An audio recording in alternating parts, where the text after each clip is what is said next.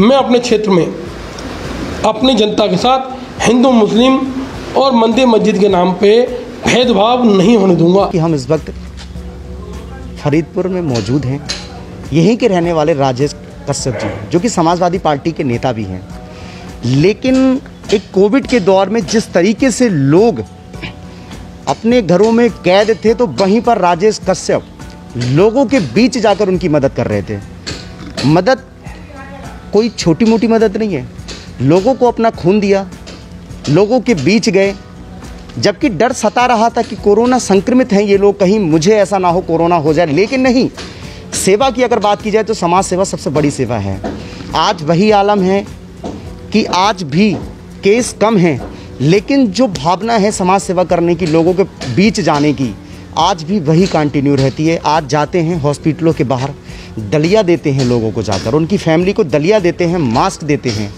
अगर कहीं खून की ज़रूरत भी किसी को होती है तो खून भी देते हैं। ये सेवा सिर्फ कोरोना के टाइम की नहीं है। कोरोना से पहले पता ये चला कि कोरोना से पहले भी राजेश कश्यप ने तमाम शादियां लोगों की कराई।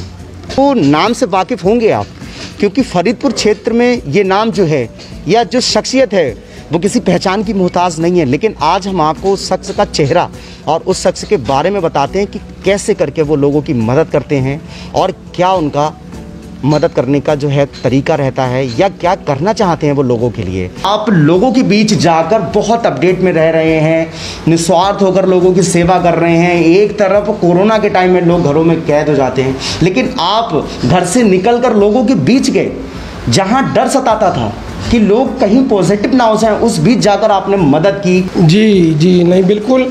मैं तो ये कहता हूँ कि कोरोना पीरियड में नहीं, और मुझे ही नहीं बल्कि क्षेत्र के सभी लोगों को इस महामारी के दौर में, जहां राष्ट्रीय महामारी इसे घोषित कर दिया गया है, ऐसे पैंडेमिक माहौल में कहीं ना कहीं समस्त जो प्रतिष्ठित व्यक्ति हैं, प्रभावी व्यक्ति हैं, उन्हें आम जनता के बीच जाना चाहिए। घर में बैठने का समय नहीं है। इस समय हम लोगों को ज़रूरत है कि हम जनता के बीच जाएं और जनता को वास्तविक तौर पे इस समय प्रतिनिधि की जरूरत है। कैसे करके परेशानियां लोगों ने आपको साझा की, कैसे करके बताया था कोविड के दौर में, आप कैसे पहुंचे उन तक? लोगों में एक तरह का डर का माहौल पैदा हो गया था। कोई घर से निकलना नहीं चाहता था और बीमारी का दौर लगातार बढ़ता जा रहा था। सिर्फ कोरोना से नहीं, जो रेगुलर की बीमारी होती हैं, जैसे किडनी की प्रॉब्लम है, लीवर की प्रॉब्लम है, हार्ट की प्रॉब्लम है, लंग्स की प्रॉब्लम है, दमे की प्रॉब्लम है, और भी अन्य कितनी बीमारियां होती हैं जिसकी बीमारियों से लोग जूझ रहे थे, हॉस्पिटल तक नहीं जा पा रहे थे। तो उस पीरियड में कहीं ना कहीं हमें जो है जनता के बीच जाना चाहिए था और जाना चालू कर दिया हमने। और जनता ने हमें बताया कि भाई साहब, आप ही एक ऐसे शख्सियत हैं जो कहीं ना कहीं हमें फ़ोन पे हमारी जानकारी ले रहे हैं, हालात का जायज़ा ले रहे हैं, हमारे बीच आ रहे हैं। नहीं तो हमारे अपने प्रतिनिधि जो हैं, जिन्हें जनता ने अपने वोटों के माध्यम से चुना है, चुनकर कहीं ना कहीं विधानसभा भेजा है, नगर पंचायत भेजा है, प्रधानी में बनाया है, वो भी अपना फ़ोन बंद करके बैठे हैं। और ऐसी महामारी के समय में जब वास्तविक तौर पे जनता को अपने नेता की ज़रूरत है, उस समय वो बंद हैं। तो जनता ने हमें, जहां हम जनता के बीच जा रहे थे, जनता ने भी अपने सुख दुख में हमें साझेदार बनाया। कहीं जनता के पास राशन की कमी थी, कहीं बीमारी से लड़ने के लिए दवाइयों की कमी थी, और कहीं ना कहीं आप समझते हैं बीवी बच्चों के परिवार में और भी बहुत सारी ऐसी आवश्यकताएं होती हैं दवाई की और दूसरी तरह की, जो सिर्फ पैसे से ही पूरी हो सकती हैं। तो ऐसे समय में हमने जनता की मदद की जाके, और उनके साथ उनके कई बहुत से घरों में मौतें हुई हैं। अंतिम संस्कार के लिए भी कई बार ऐसा समय हमें देखने को मिला। मैं आप लोगों के बीच मीडिया के माध्यम से नाम नहीं उनका बताना चाहता, लेकिन कुछ घरों में अंतिम संस्कार करने के लिए भी कहीं ना कहीं आर्थिक तौर पे मजबूती नहीं थी। परेशानियां बहुत ज़्यादा थी, परेशानी बहुत थी। उस दौर में हमने उनकी मदद की। बहुत से परिवारों में शादियां पहले से फिक्स हो चुकी थी, गरीब का माहौल था, लोगों ने एक दूसरे पैसों का आदान प्रदान करना था, वो भी उनका कहीं ना कहीं रुक चुका था।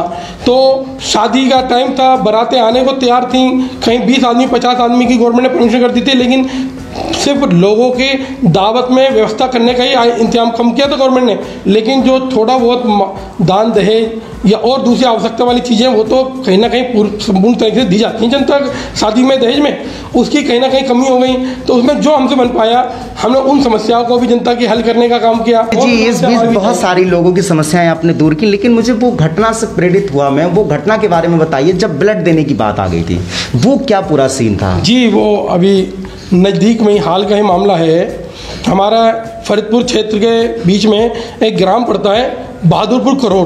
प्रहलाद साहनी जी की कोई भगंदा टाइप की बीमारी थी, उसका उन्होंने किसी लोकल डॉक्टर से ऑपरेशन करवाया था और वो ऑपरेशन अनसक्सेसफुल होने की वजह से उनकी ब्लडिंग लगातार चलती जा रही थी। गंभीर हालत में गांव वासियों ने और कहीं ना कहीं उनकी माताजी ने, बुजुर्ग माताजी और उनकी धर्मपत्नी जी ने उन्हें ले जाकर बरेली के आला हजरत अस्पताल में एडमिट करवा दिया और वहाँ उनकी हालत कहीं ना कहीं बहुत नाजुक हो चुकी थी। ग्रामवासियों द्वारा कहीं ना कहीं उन पर थोड़ी सी आर्थिक तौर पे भी वो स्थिति कमज़ोर थी। ग्रामवासियों द्वारा हमारे पास खबर आई कि ऐसे ऐसे किसी की हालत गंभीर है, आपको देखना चाहिए, आपको जनता याद कर रही है। तो मैं पहले उनके घर गया बहादुरपुर करोड़, वहाँ से मुझे जानकारी मिली कि वो यहाँ से उन्हें आला हजरत हॉस्पिटल भेज दिया गया है। मैंने वहाँ जाके जब हालात का जायज़ा लिया तो उनकी माताजी और उनकी धर्मपत्नी ने कहीं ना कहीं रोते हुए हमें बताया कि डॉक्टर्स ने इमरजेंसी में उनके लिए ब्लड की डिमांड की है, क्योंकि बॉडी से उनके ब्लड इस कदर बह चुका था कि ब्लड की बहुत ज़्यादा कमी हो चुकी थी और हालात बहुत नाजुक हो चुके थे उनके। तो उन्होंने मुझे बताया कि इनके ब्लड की ज़रूरत है और ब्लड देने वाला कहीं ना कहीं हॉस्पिटल में कोई नहीं मिल रहा है, क्योंकि कोरोना महामारी के बीच ब्लड देना तो दूर की बात है, सगे संबंधियों ने भी साथ छोड़ दिया और हॉस्पिटल तक आने को तो कोई तैयार नहीं है।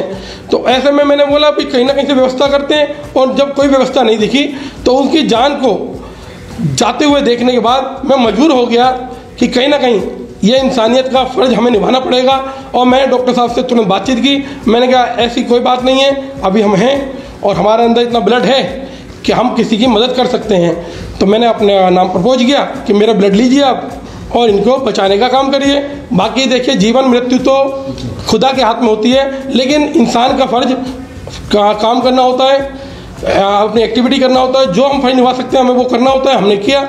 मैंने IMA जाके एक 1710 रुपये की रसीद कटती है वहाँ ब्लड देने के लिए, वो 1710 रुपये जमा किए, उसके बाद अपना ब्लड दिया। और कहीं ना कहीं आज अल्लाह का शुक्र है, भगवान की ईश्वर की कृपा है कि 4 दिन 6 दिन जरूर लगे, लेकिन वो ठीक हो गए, स्वस्थ होकर आज अपने घर आ गया है। और मैं इस बात से बहुत खुश हूँ कि आज उनकी माताजी और उनकी धर्मपत्नी मुझे दिल खोलकर दुआएं दे रही हैं, और यही दुआएं, उनकी इन दुआओं का ये असर है कि आज मैं भी अपने तौर पे अच्छा हूँ, स्वस्थ हूँ, सक्षम हूँ। ना कि लगता है कि एक ऐसे नेता की ज़रूरत है फरीदपुर में भी। तो अगर हाई कमान से आपको टिकट समाजवादी पार्टी से मिल जाता है और आपको भी अगर ये चाहत है और आप भी चाहते हैं कि मैं लोगों के प्रति जाकर उनकी सेवा करूँ, और पब्लिक भी चाहती है, ये बात ये पब्लिक भी चाहती है, तो क्या वाकई में आपकी प्रोग्रामिंग या आपका क्या वाकई में मिज़ान या एक मन बन सकता है?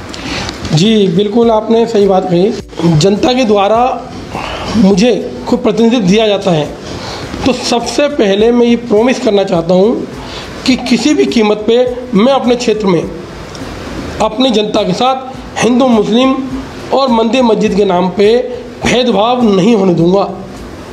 जो पहले पिछले कुछ समय में हिंदू मुस्लिम के नाम पे हमारे राइट्स हुए हैं, आम जनता को जान माल की हानि हुई है, ये किसी कीमत पे मैं अपने पीरियड में, अपने कार्यकाल में होने नहीं दूंगा।